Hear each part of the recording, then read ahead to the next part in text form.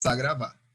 Boa tarde, alunos do nono ano do Colégio Instituto Emanuel. Beleza? Vamos trocar uma ideia hoje na aula de ciências sobre Newton. Isaac Newton e as suas leis, que é a parte introdutória quando a gente fala de física, né? Quando a gente fala de física, pessoal, Newton é o grande cara a nível de ensino médio, porque se vocês forem trabalhar com física ao longo, né, da vida acadêmica de vocês, quando eu falo vida acadêmica, estou me referindo à universidade, a gente vai falar de mais e mais e mais físicos associados. Só que a nível de Fundamental 2 e a nível de ensino médio, o grande bambambam, pelo menos no nono e primeiro ano, é Isaac Newton e, logicamente, Galileu Galilei. Mas, professor, por que Newton ele é tão importante? Por que Newton é esse bambambam que o senhor está falando? Principalmente porque Newton organiza ideias físicas que vinham ao longo dos séculos, só que elas não eram comprovadas e principalmente organizadas. E ele vai organizar principalmente os fundamentos físicos do movimento. E quando a gente fala dos fundamentos físicos do movimento, a gente vai falar especificamente das leis de Newton. E quais são as leis de Newton? Que são 3. A gente vai ter a lei chamada de inércia, a gente vai ter a lei chamada lei da parte dinâmica, né? Ou introdução à parte dinâmica, ou força mecânica, e a gente vai ter a terceira lei, que é a lei da ação e reação. Então, quando a gente fala de Isaac Newton e das suas 3 leis, eu estou falando dessas estruturas: inércia, lei da dinâmica e lei da ação e reação. Bom, essas leis que Newton foi desenvolvendo ao longo dos anos serviram para eu entender o funcionamento do movimento. Ai, professor, como assim? Entender o movimento, entender como o movimento funciona? É isso que o senhor está falando? Sim, entender como que os objetos, como os corpos conseguem interagir até se associar a um movimento.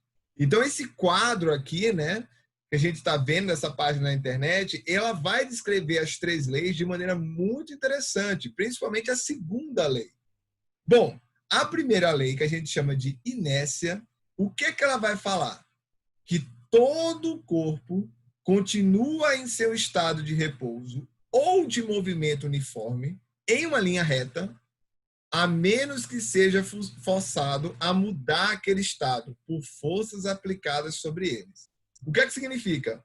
Que um objeto, quando ele inicia um movimento, ele só vai efetivamente parar ou mudar o trajeto dele se for aplicada outra força perante ele. Aí o aluno fala assim, mas professor, isso não faz sentido. Quando eu jogo uma bolinha para frente, eu posso colocar a maior força do mundo. Ele vai parar. E eu não vejo ninguém aplicando outra força perante ele. Eu não vejo ninguém empurrando a bolinha para ela poder parar. Mas sim, pessoal, existe outra força atuando ali, que é a força associada a toda a pressão dos gases que está ao redor daquela bolinha. E, além disso, a gente tem a força principal, que a gente chama de força gravitacional, que é a força associada às estruturas que estão perante uma estrutura planetária, né? Todo planeta, todo corpo de massa planetário vai possuir a gravidade e puxar as estruturas para o seu centro, ok? Então a gente tem essa primeira lei, né? Que tem a sua estrutura associada a essa colocação. Todo corpo continua em seu estado de repouso ou de movimento uniforme em uma linha reta, a menos que seja forçado a mudar aquele estado por forças aplicadas sobre ele. E ele dá um exemplo aqui, ó. Aí ele fala que essa carrinho de compra, ele vai ficar parado se ninguém aplicar uma força sobre ele. Ok, isso é lógico, né, professor? Se ninguém pegou o carrinho para fazer compra, ele vai ficar parado. Tudo bem. E se a gente empurrar, ele quebra o seu repouso e gera um movimento. E ele vai efetivamente parar, porque ele vai ter a força gravitacional agindo sobre ele. Beleza? Agora, vamos falar rapidamente sobre a segunda lei de Newton, que ela vai ter uma fórmula, que é força é igual a massa vezes aceleração. Então, a força está associada à massa da estrutura vezes a aceleração que ela gerou. E a gente vai ter essa frase aqui associada. A mudança de movimento é proporcional à força motora imprimida e é produzida na direção de linha reta na qual aquela força é aplicada. Então, o que é que significa?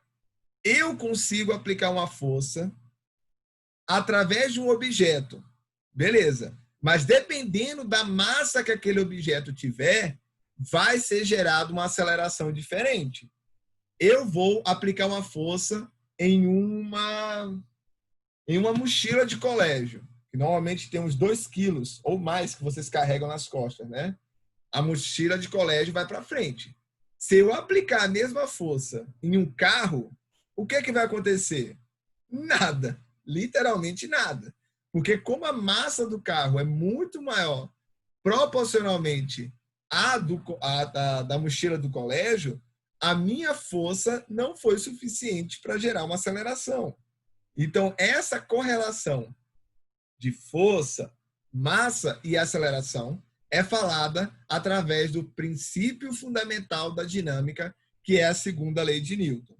E a terceira lei de Newton, que é uma das mais famosas, é a lei da ação e reação, que fala que toda ação há sempre uma reação oposta de igual intensidade, que é aquela velha, que tem aquelas pegadinhas que a gente vê. Se um cara pular de uma altura enorme em cima de uma cama elástica, ele vai ser jogado para frente da mesma proporção da altura que ele pulou. Porque existe uma proporção das forças, né? Na volta das forças. Tranquilo? Então, para quem está assistindo no YouTube, essa é a introdução das leis de Newton.